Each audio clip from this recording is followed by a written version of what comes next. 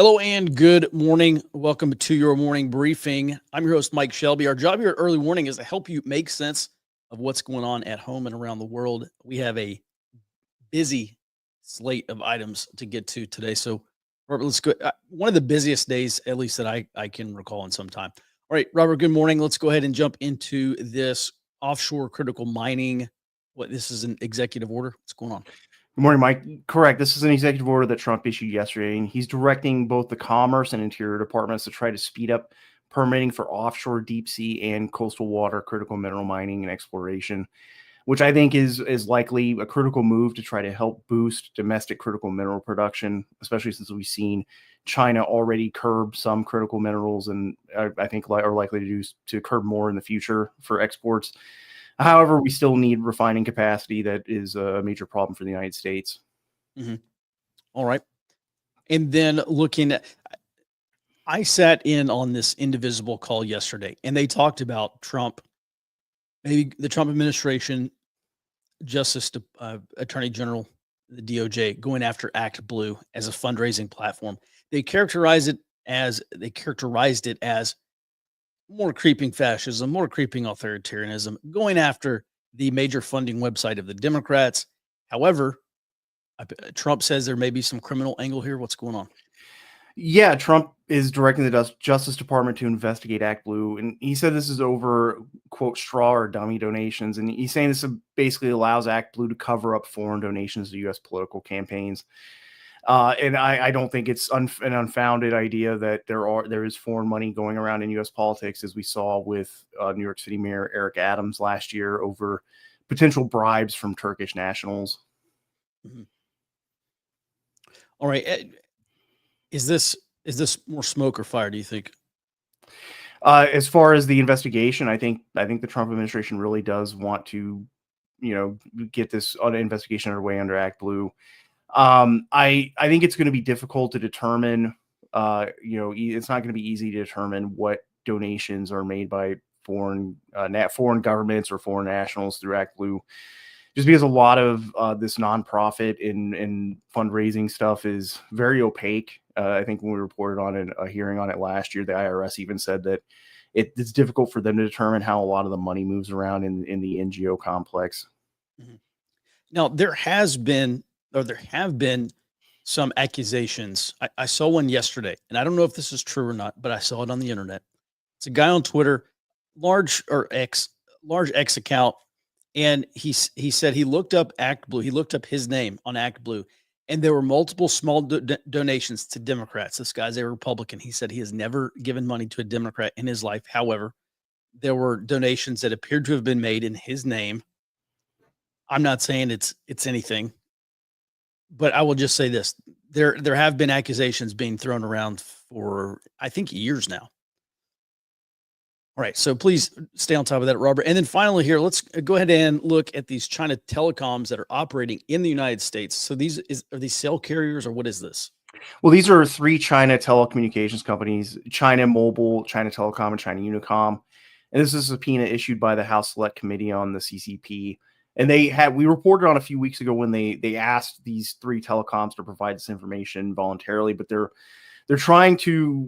investigating, the national security implications of these telecoms continuing to operate in the United States, because the FCC banned the, cell phone equipment and surveillance equipment from some of these different Chinese telecoms. But according to this select committee, they're still operating in the United States, providing things like cloud services, because those are not regulated by the FCC. And so they still effectively control or operate up to 26 points of presence in the United States. And these are access or control points for the US internet. And, continuing to operate these points of presence and providing these services is, I think increases significantly the risk of a cyber attack or cyber espionage in the case of a US-China conflict, because they can use these points of presence to access traffic over the internet, civilian and government traffic, and also use as a node for follow-on cyber attacks. Mm-hmm. Mm-hmm. Very interesting. And this is very relevant because maybe this trade war with China gets dialed back. I've seen the Chinese say, it's interesting. President Trump said, "Oh, we're talking to the Chinese," and the Chinese came out and they said, "No, we're not talking with the Trump administration." And now they're talking about maybe this thing gets dialed back. However, in a period of crisis or outright conflict with China. This is what's known in the business as a BFD, a big freaking deal. All right, thanks for that, Robert. Let's go ahead and move on to today's roll-up, starting with New Mexico. Go ahead. So yesterday we reported that the New Mexico Supreme Court banned Judge Jose Cano from ever being a judge again. Well, yesterday he was also arrested by the Department of Homeland Security, and he's facing charges of evidence tampering. And this is in relation to the arrest of an alleged Trinidad Araguaia member that was actually living with this judge and his wife. Mm-hmm. And then the Southwest Airlines CEO Bob Jordan said that the U.S. airline industry is already in a recession, and he expects a 6% drop in second quarter revenue after they've already seen a 3% drop in the first 3 months of this year. From what I understand, Southwest is much more dependent on domestic travel than their competitors, so this may be a sign of consumer spending pullback. Well, with what are we down? Something like 20% or something like that. Less tourism traffic from Europe. I don't see how Delta and American and some of these other airlines are not in a similar boat. Yeah, from what I have read, a lot of these other airlines are basically paring back their estimates of revenue for the rest of the year just because of the uncertainty from this decline but especially domestic travel, but also international travel. Mm-hmm. All right. By the way, didn't Jamie Dimon, I think he came out yesterday pretty hard against the tariffs and the China trade war and how this whole thing was rolled out. And I'm pretty sure he said that a recession is kind of baked in at this point. All right, let's move on over to Taiwan. Jared, good morning.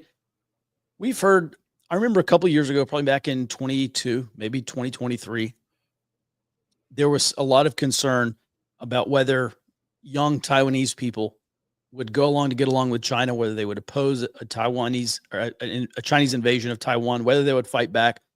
We saw some polling data from a couple of weeks ago that said young people in Taiwan will actively fight against the Chinese during a conflict here. Now we have this headline, 80% of Taiwanese reject China. So that seems like a pretty bold statement that sure riled the Chinese. What's going on? Yes, and it's 80% across the board. It's a whole series of polls. Over 80% of Taiwanese rejected China's territorial claim over China, the entire one China principle, the one country, two systems proposals. The polls also found overwhelming support for at least maintaining the status quo, which is a de facto independence. And this is on this the situation of independence, with 82% of them wanting to keep things as they are, even if they favored independence in the long term. So what this really does is reinforce the notion that peaceful reunification is not going to happen. China, if they want to achieve their goal, has to militarily take Taiwan. All right. So the Taiwanese want to maintain the status quo and not seek independence. Yes. Well, they have a de facto independence, so why shake it up? That's sure. Yeah. Now, on a similar note, our Marine Corps, publicized that they are experimenting with a low-profile submersible drone in the Pacific to provide up to 5 tons of supplies or 2 naval strike missiles to allies and the Nemesis batteries that they now have in place. Now, this drone, I took a look at it. It would basically be non-detectable for most ships. They would never see it because it would sit below the water, and it has a range covering the entire theater of operations. So this would allow the Marine Corps to basically run any blockade that China puts up or enter a harbor undetected. As they produce more of these, which they should be able to produce a lot of these, because this cracks me up. This is an explicit copy of the cartel's submersibles, so they're cheaply made. As they put more of these in there, the idea of running a blockade or of conducting a blockade on Taiwan gets less and less appealing. No. Well, 5 tons of supplies, that's a lot of explosives that could fit on there. That's why I had enter a harbor undetected in there. Right. If you shove one of those up to Shanghai and let it loose under a tanker, Shanghai's down. Send them all out there. Yeah. All right. Thanks, Jared. Anyways, so there was a couple of interesting updates on Talisman Sabre, which is another major exercise that goes on in the Pacific. It's coming up in mid-July. Australia's second highest military officer said that Thailand would participate for the first time. This is obviously new. And the Australia's High Commissioner over in Papua New Guinea said that Papua New Guinea would actually be hosting activities in their territory this year, which is an enormous development. They actually have not been a participant, and now they're allowing Talisman Saber forces to actually go onto their land. Both of these strongly signal that these countries are moving away from China, regardless of any kind of agreements they may have with them. Because Talisman Saber's pretty explicitly about anti-China actions. And moving over to the EU, the European Commission President Ursula von der Leyen announced that the European Union will unveil a plan on May 6th to phase out all imports of Russian gas. She's actually crediting the United States liquid natural gas shipments for helping break this as well. And renewable energies, because she's European. Now, there's additional parts that I find exceptionally interesting here. The Trump admin expects Japan and South Korea to announce investments in the Alaska liquid natural gas projects, which we've talked about up north, and that'll happen in June. And that we've talked about, that will significantly shorten the timeline to get from America to Europe and to Asia. I expect a lot more European buys from America here. All right. Thanks for that, Jared. Let's go ahead and move on to today's warning items, starting with the low intensity conflict section. I sat through a call. Every Thursday, these guys hold kind of like a strategy call called What's Next. And where they talk about what's next for this Trump Resistance 2.0, the anti-Trump protest movement. And it's run by Invisible. This guy on your screen, his name's Ezra Levin. He's the co-executive director of Indivisible, which I think at this point, and probably since the beginning of this year, is probably the nation's largest protest organization and movement. One of the recurring questions that I've seen pop up is whether successive national days of protests or national days of action are too much too soon. We saw the largest one happen on April 5th. There was another one on April 9th. There's going to be another one on May 1st. And there is some concern that too many national protests are being scheduled and the protesters could lose interest or enthusiasm. And this is something that Levin talked about yesterday.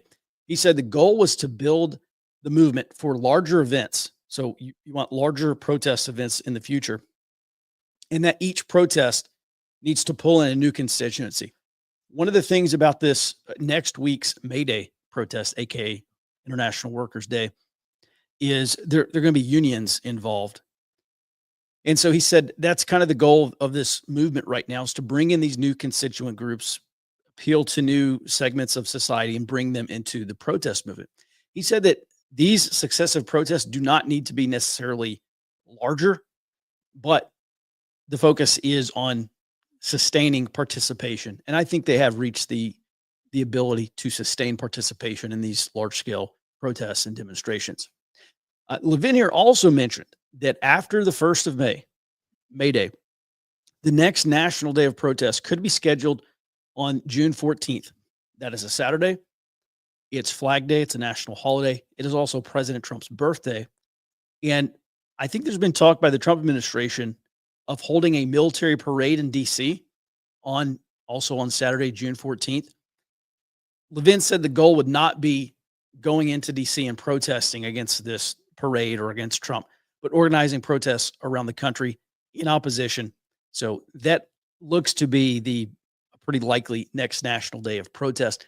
And really, it's going to be a very good metric to see whether this anti-Trump protest movement has actually stalled out, whether they have stopped growing or not. Now, on the screen here, there's also a quote here. Levin was talking about the future of the movement.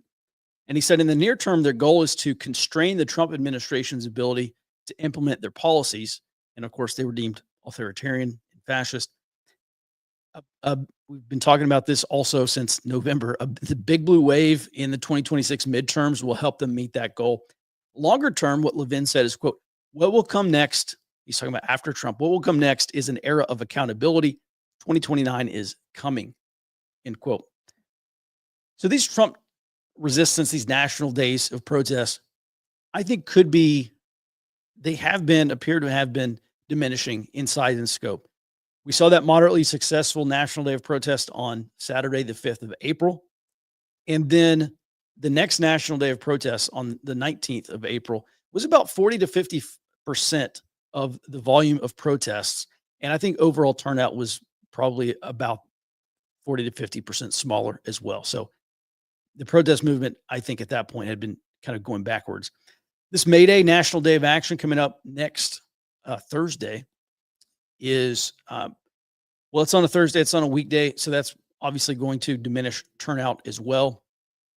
I think turnout for that is likely to be diminished when you look at the number of events they have scheduled with less.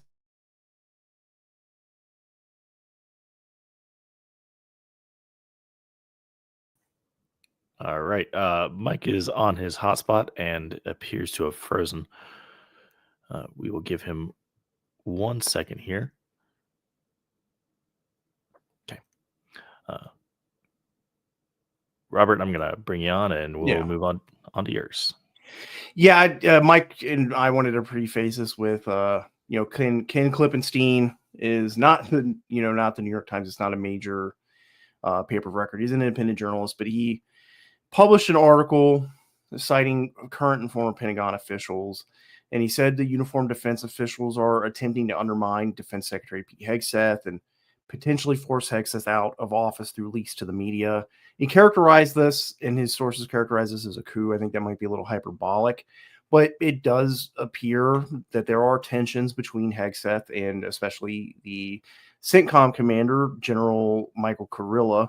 And I think this is likely over the Trump administration's intention to pivot to China. And Pentagon officials who are opposing Hegseth, I think, desire U.S. military intervention against Iran and continue U.S. presence in the Middle East, which could drag the U.S. into another Middle East conflict. And this is not just based on Klippenstein's reporting. These are things that I've been seeing over the last few weeks, including that canceled strike on Iran, where Hegseth, Noam, and I believe Tulsi Gabbard intervened and convinced Trump to cancel that strike, as well as Mitch McConnell, who's a senator who is retiring but is currently on the Senate Defense Appropriations Committee, comments about pushing out some of these what he called amateur isolationists. So I think there is currently a struggle within the Defense Department between competing priorities that could, if the side that opposes Hegseth and the Trump administration's pivot to China could see the U.S. dragged into another Middle East war. And moving on to our next warning item, Jared. So there was a hearing yesterday at the U.S.-China Commission. This is a commission specifically looking at the presence of Chinese-made parts in the U.S. grid and what kind of impacts Chinese export controls could have on U.S. grid security. And Trivium China's Corey Combs said during this hearing yesterday that China could negatively impact U.S. grid security by enacting export controls, not just on critical minerals, but also on maintenance contracts, software updates, and spare parts for electricity components. And he said that Combs said that the U.S. lacks a unified strategy to detect, isolate, and mitigate the risks of these Chinese-made components on U.S. grids. And what he called a rip and replace of these Chinese-made components on U.S. grids is infeasible in the near term. So we've covered these critical mineral exports that are already set to disrupt defense and civilian industrial supply chains, including the energy sector. But now I think export curbs restricting spare parts and software updates could significantly disrupt the U.S. energy sector because these Chinese-made components, including distribution transformers, are present throughout U.S. electrical grids. This is a map of data I was able to find collated by Michael Mabey, who's a grid security analyst. And each one of these states has at least one Chinese-made distribution transformer on their grids. I think this significantly increases the vulnerability of U.S. critical infrastructure in a U.S.-China crisis or conflict. And this goes back to at least 2019 and what was called Transformer Gate. And this was when the Trump administration seized a Chinese-made distribution transformer at the Port of Houston and took it to Sandia National Laboratories, and reportedly found a built-in hardware backdoor on these Chinese-made transformers that would allow the Chinese government to shut off the U.S. transformers on the grid. And Trump did issue an executive order in 2020 to block the imports of these foreign-made critical components, but the Biden administration revoked that executive order immediately upon taking office in 2021, and the installation of these Chinese-made transformers continued. Yeah, sorry for the disruption. That's amazing, Robert. So, are you aware that the Biden administration did anything to combat these Chinese backdoors and these transformers, or does it look like they just continued to allow these things to come into the United States? I mean, Biden knew that we were headed for a crisis or conflict with China, or I guess the people handling Biden. It's just inconceivable. This is the crazy thing. It's just so inconceivable that we would continue to kneecap ourselves at the highest levels in this country, not just for years, but for decades concerning the Chinese. At any rate, did the Biden administration do anything about this? I didn't see anything on the transformers. The Biden administration did. The FCC did block some of the telecom stuff, but as far as I understand, there was no, like, once they revoked that EO, it just basically continued unabated. And the last I read, the estimate is something like almost 500 Chinese-made distribution transformers on U.S. grids. And it's also kind of hard to get a hard number on that, because the data that I found from Michael Mabee only goes to October 2022. He stopped tracking it after that. Mm-hmm. And so these are just states as of October 2022. It's possible that other states also have Chinese distribution transformers on them, on their grids. Mm-hmm. You know, you go back and you read Peter Vincent Pry. He's a CIA analyst, and he wrote this great book called Blackout Wars. And according to their research, of the country's roughly, I think, 3,000 transformers, you need to take down 9 to cause cascading collapse. And the Chinese don't have 9 here. They have 500, at least 500 here. And so it seems to me, at least if Peter Vincent Pry is correct about this, the Chinese could collapse the U.S. grid just by turning these things off. They don't really have to do anything else. Yeah, and there was also, so it's not just the distribution transformers either. There's other components, and it's really, as far as I understand, heavily present in solar power components, solar power farms.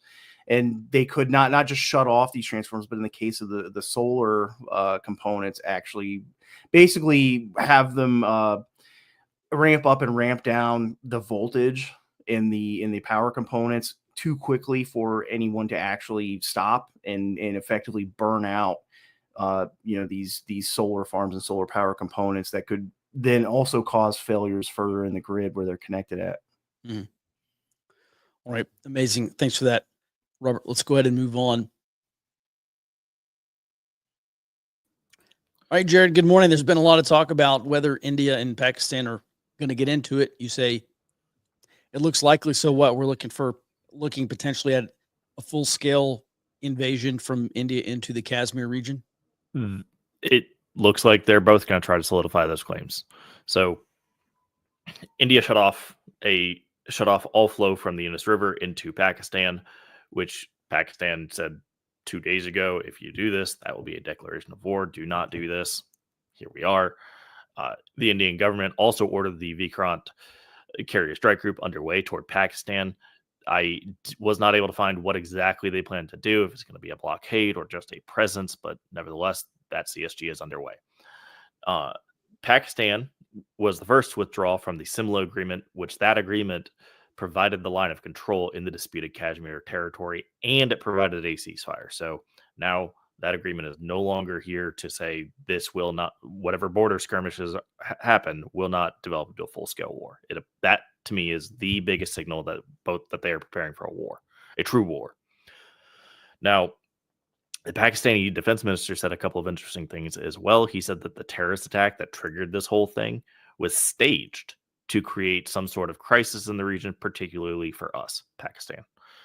So he's accusing India of conducting a false flag here. And he added that Pakistan is prepared for an all-out war. Now, I think that the cessation of the Simla agreement is strongly pointing towards both sides are going to attempt to solidify their claims over Jammu and Kashmir, which we have highlighted in red here. If either side does that, that would actually give them control over the dam that's shut down as well. That would allow them to control the flow of the Indus River, which you can see plotted here. Now, that's critical for Pakistan because that river helps feed Pakistan's agricultural sector. So Pakistan's facing down a famine if they don't fix this. Now, that I think that may exacerbate the India-Pakistan conflict as it becomes almost existential for Pakistan in the long term if they can't wrap this up quickly. But at the same time, Pakistan, we've been covering the Balakistani separatist movements here and there as they get particularly vicious. This could exacerbate that low intensity conflict there. And this has the potential to significantly change the entire strategic picture of Asia, because this is potentially cutting off one of China's overland lifelines. It would likely create multiple refugee crises and a famine crisis. So I'm going to continue to monitor this, figure out where it's going. And if we get any indications that this, of course, the largest concern here is that this could escalate to a nuclear war. We did cover yesterday that Indian officials are saying they think they can keep it under that threshold, which tells me that they do also intend to take this to a full-scale war, just not to a nuclear. We'll continue to monitor, and I will absolutely push out notifications over the early warning network if I get any indications that something's changing significantly. All right. Thanks for that, Jared. By the way, we do have a whole news and intel app with the ability to push out notifications when something major pops off. So, Jared, A, thanks for the reminder. B, if you'd like access to that, you can start a free 7-day trial. After the show ends, hop on there, read the report, share information with other people, see what other people are finding all throughout the day and posting over there. You can do that at www.earlywarningnetwork.com. All right, Jared, just real quick here. If you're China, how concerned are you that India may be getting some reps in ahead of a conflict on the other side with China? I think China is extremely worried about this entire thing, because yes, you could get India with combat experience, particularly like it's basically just a mirror image because the Himalayas run all the way through here. They're getting mountaineer experience at the same time. That is likely concerning for China, but at the same time, I think the bigger concern is this going to affect CPEC? Yeah, it doesn't run at 100%, but if there's anything there that they're getting from Pakistan, it could potentially be shut off, especially if I'm very concerned about the Balakistani movement, because that shuts off the entire most of the Pakistani coast. It doesn't even matter if the rest of CPEC gets made. The Gwadar port's gone, and we've already seen attacks against the Chinese there. I don't think the Chinese have any intent to get militarily involved, but I don't think that's off the table. Mm-hmm. Well, at what point could the United States and China come in and try to calm the waters? Pakistan has been playing both sides of China and the United States. They're essentially a Chinese client state now. The United States and India have become much closer, especially going back to the first Trump administration here. You can't read the tea leaves here. I understand. We have no idea what the Trump administration is saying about this. However, what's the likelihood that U.S. and Chinese officials talk these two countries off the ledge? I think they're almost certainly going to try. Everybody's invested in not having a nuclear war and trying to keep this as limited as possible. Whether or not they succeed, I don't know. Particularly the Simla Agreement and the Indus Water Treaty. Both of those are decades old. They've both survived numerous other conflicts between Pakistan and India, and now they're gone. They're both saying, no, we're taking control of this critical infrastructure. That I think it really could spiral out of control real quickly here. And then, of course, if they have a limited nuclear war, that validates the idea of a limited nuclear war. Has a ton of other carry-on effects, particularly for our allies like Japan. I also thought it was interesting when India gets into these skirmishes with the Chinese on the Chinese border. They're like fighting with sticks and throwing rocks at each other. India and Pakistan are shooting each other, which I think is also pretty significant. All right, thanks for that, Jared. And that's going to do it for the briefing items today. We do have some questions. Jared, if you can go ahead and tee those up, please. All right, Elon stepping down is a victory for the left. How can we show support for Doja's mission? I have noticed that Indivisible and these other groups are taking a victory lap. There was a question yesterday during this Indivisible call, and the question was, Elon stepping down from Doge because he's tired of these attacks and he's got to refocus back on Tesla to try to save Tesla financially. And the question was, What can we do to keep the pressure up on Elon? So obviously, Elon leaving is not going to be good enough. They're going to continue to go after Elon Musk and Tesla. He has to be punished. In terms of how we can show support for Doge's mission, other than maybe social media, I'm really not sure. Robert, Jared, any ideas? No, I don't think there's really any way you can do that other than just saying you support it. This is all up to the executive branch right now. Mm-hmm. All right. Next question. With the attention on repeat attendees, that would need to be a pivot for the left. Listen, there's a lot of talk about paid protesters and whether these protesters are being paid. Guys, I don't think they're being paid. Are some being paid? I don't know. I can't say for sure that none are.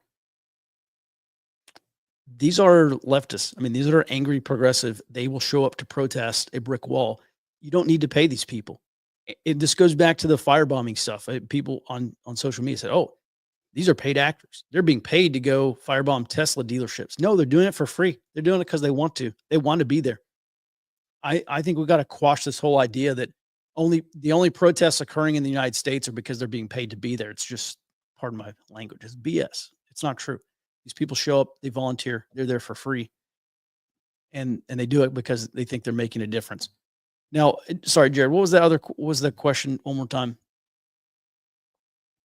What would be needed for a pivot on the left? Listen, I look at these, the anti-Trump movement, the Trump resistance movement has achieved sustainability for their protests. We are seeing sustained protests. On May 1st, that will be the third. On June 14th, if that ends up going through, that's going to be the fourth. We're talking about anywhere between 500,000, maybe up to 3 million Americans. And again, I somewhat use that term loosely. Individuals, citizens of the United States showing up to protest. That is some level of sustainability. Once you have built that base of support, once you get people voluntarily showing up in large numbers in this mass protest movement, is it as large as they want it to be? No. Would they much rather have 5 or 10 million 10 million individuals showing up to these protests? Of course they would. But I do think they have met kind of the minimal viable sustainability. And once you build that base of support, then it's time to escalate. You move from symbolic resistance, which is what we've seen, the toothless protests so far. Okay, protests don't change anything. We know that. You move from symbolic resistance to selective resistance. And we're talking about direct action now. So in terms of this pivot, the pivot is only going to be towards direct action. In protesting is when you stand out on a street corner with a sign and a bullhorn and you express your displeasure. Direct action is when you directly start to intervene in these policies. So they previously talked about blocking ICE deportation flights, blocking ICE vehicles, de-arresting, getting out and actively disrupting these policies with which they disagree. That's direct action. That is the next phase for the Trump resistance movement. So I'm not sure what the pivot for the left is, but if they pivot anywhere, it's got to be towards direct action. They're not going to pivot backwards. All right. Is info available on which states have the most power grid transformers that were sourced from China? Robert? Yeah, I can put in that in the EWN network. Link to Michael Maybe's information, and also the map that we created today. But it does only go to October 2022, so there's likely more. Mm-hmm. Okay. All right. Thanks for that, Robert. How badly would an extended Pakistan-India conflict affect supply chains? Which nations are most vulnerable to such supply chain interruptions? Well, Jared, I think we still get pharmaceuticals from India. So there could be some disruption for India exports to the United States. Any other thoughts, or Robert? So as far as the ones that are most susceptible to supply chain interruptions, Iran actually is very, very susceptible to it because they have an ongoing infrastructure buildup project with India in one of their main ports to access is the Gulf of the Gulf of Oman. Um, so that could actually, I think that could really hinder the negotiations going forward, especially for providing support for either side. That said, it could, if it's Pakistan that decides to take out Indian nationals in Iran, that actually would probably flip Iran away from China, because China's just explicitly backing Pakistan right now. Okay. Not sure I follow in terms of supply chains. Any other considerations here if there is a large scale conventional conflict between India and Pakistan? Sorry, I was focusing on the second half of that, which nations are most vulnerable. So that a large portion of the tech sector is probably vulnerable as well. Oh yeah, so some people are saying if you need tech support from India, I don't know, get it before the draft maybe. Yeah. All right, Robert. Yeah, I think as I'm not off the top of my head, I don't know, all of India's major trade partners, but the US is vulnerable, and it's because one of the things is any medical infrastructure that could create exports to the United States could also create medical support for the Indian military. So I imagine that is would be considered a legitimate military target. So now you have any labs or production facilities completely destroyed. And I imagine there would also be some disruptive effects to the Chinese supply chains here too, because they do part of the Chinese API and drug export goes through India. They effectively act as a pass-through because they're dependent on imports from China as well. Mm-hmm. Jared, in terms of sea lanes going through the Indian Ocean, I mean, really, we're talking about the Indian Ocean closest to the port of Gwadar all the way down the western coast of India, correct? I mean, do you see this spilling out anywhere other than that? I don't think so. Pakistan doesn't really have a navy capable of projecting power that far. I think it's going to stay right near Pakistan's coast. The worst that you would have is an errant missile. Basically, it misses and then reacquires on a tanker, but that's not going to be sustained. All right. Good answer. Next question. Any more news or thoughts on the suspicious device found at Fort Bragg Thursday night? All right. So, yeah, Fort Bragg had a gate that was closed down. And the only thing I saw out of it, and again, this is an initial report. I don't know if this is true or not, but I saw it on the internet. A Jordanian man with some sort of explosive device in his vehicle. Robert, have you seen any updates on that? I haven't seen any updates. Okay. All right, there's several reports of Pentagon officials working to thwart the Secretary of Defense again. Perhaps sedition is a better word than coup, but regardless, does the will exist to deal with it? Well, it seems to me that this is something that the president and the Secretary of Defense will have to deal with. I don't think they've got zero problems cleaning house, Pentagon. I think that's been pretty clear so far. That said, I didn't see the Ken Klippenstein report. I mean, I don't know. It's feasible. I wouldn't say he's a highly credible guy, but maybe this is true. Robert, do they have the will to deal with it? I think the first obstacle they're going to run to is the same obstacle they've run into clearing out any of these other federal agencies, the district court saying, well, you can't do this. You don't have the authority, or you haven't followed the correct process. Even though obviously previous administrations have done exactly that. You cleared out senior brass to move their own preferred leaders into position. All right. I think let's move on. We've seen Ukraine is running out of money and troops. At what point will Zelensky find his ability to maintain power sufficiently eroded to end the war? I don't know. Jared, it seems like it kind of depends on who you ask. I've seen people say there's a segment of Ukraine that is extremely unhappy with Zelensky. They want a peace deal basically at any cost. Have you seen anything on this? I don't have a good enough read on the ground situation for Ukraine. As far as I can tell, internationally, he's losing support from the U.S. Europe seems to be shifting away. I can't imagine it's long. Mm-hmm. All right. Any thoughts on ramifications of China's non-nuclear hydrogen bomb? So really, it's more about the warhead, and it may make some missiles more effective, but at the end of the day, I didn't even report on it because it doesn't change a whole lot. Is it Yeah. still a delivery issue or what? No, they successfully delivered it. They launched a missile, used it. It was a big explosion, but it may just damage ships more. But missiles don't tend to sink ships unless this is an exceptionally powerful warhead. All right. What will be the immediate to midterm impacts of the U.S. in the event of a hot war with Pakistan and India? Well, it seems like a decreased focus in the Middle East, a decreased focus on China. Anything else? That's about it.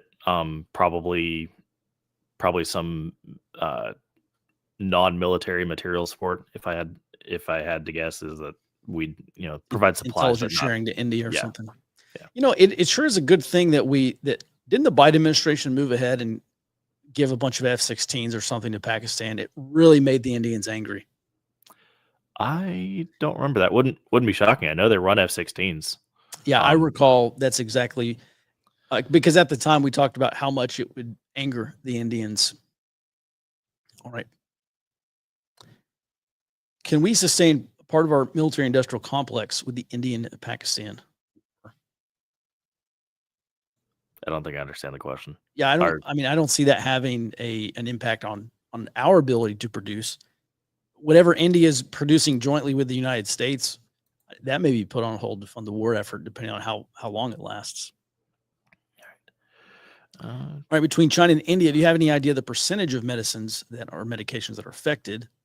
What is the percentage of medications America will be short on between both countries, Robert? Yeah, I think when we did that, we talked about that GAO report the other day. It's about 70% of APIs and finished medicines are imported, that the U.S. relies on, are imported. And APIs are the precursor chemicals? Correct, the active pharmaceutical ingredients. And those are 70% of that is all that is combined between China and India. Mm-hmm. All right. Not looking good. All right, let's get through these few other questions here. In the military, you can't have asthma, braces, etc. But a federal judge orders Pentagon to resume gender-affirming care. How does long-term medical conditions impact readiness and battle effectiveness? I saw the Trump administration is trying to escalate this up to the Supreme Court. Do you think the Secretary of Defense has the constitutional authority to exclude transgender people from the military? At this point, I don't think it really matters what is explicitly the Article 2 powers of the executive branch as far as the district courts are concerned. As far as the long-term impact, I don't think the people who support this care about that. I think it's about getting politically aligned people into positions where they can get into leadership positions. I think that's the idea, is eventually these people, if they're able to stay in the military, would get into senior NCO or senior officer leadership positions, and they would be necessarily politically aligned with the people who support that. Mm-hmm. Okay. All right. What about domestic disruption? You know what I think we need? I think we need competing protests in this country between Pakistanis and Indians, and they can line up right beside the Palestinians and Israelis and just protest against each other and bring in all these internecine ethnic and religious conflicts right here to the United States. That's one area of domestic disruption we could potentially see, especially if the United States decides to weigh in on one side or the other. All right, last question here. Just to clarify, if we build munitions for India to help on-ramp versus China. Okay, so Jared, the question is, can we sustain our defense production that we're supplying in the Indians with or pre-positioning in India with this ongoing Indian-Pakistani conflict if it does continue to worsen? I don't think it'll significantly change this, because unlike what we saw with Ukraine, India actually has a pretty robust domestic production. They make their own ships, their own aircraft, they make their own missiles, they make their own ammunition, like actual small arms ammunition. We've supplied them with a handful of rifles and a few key platforms, but I don't think it will actually significantly affect us. Okay. You know what I think we need, Jared? We need Colombia-style occupations on college campuses across the country in support of Pakistan. That's exactly what America needs. All right, everyone, Definitely. thanks so much for watching. That's going to do it for today's morning briefing. Also, it's going to do it for this week. We'll be back in your inbox on Monday morning. Hey, it's not too late. There's a lot of stuff happening around the world, and the world continues to spin after the show. Head over to www.earlywarningnetwork.com. Join us, free 7-day trial. It's a great way to stay up to date on what's happening. And it's not, listen, information is a commodity. You can get information anywhere. The bro sent people on Twitter posting information all the time. You know what those guys lack? They lack perspective. They lack the ability to put the pieces together and identify those missing pieces to tell you what's next. And that's one thing that we try to specialize in here at Early Warning, is talk about what comes next. How is this going to impact you? earlywarningnetwork.com. Sign up, free 7-day trial. With that, everyone have a great weekend. We'll be back in your inbox on Monday, back on this show starting at 08 Central Time. Until then, be well and stay out front.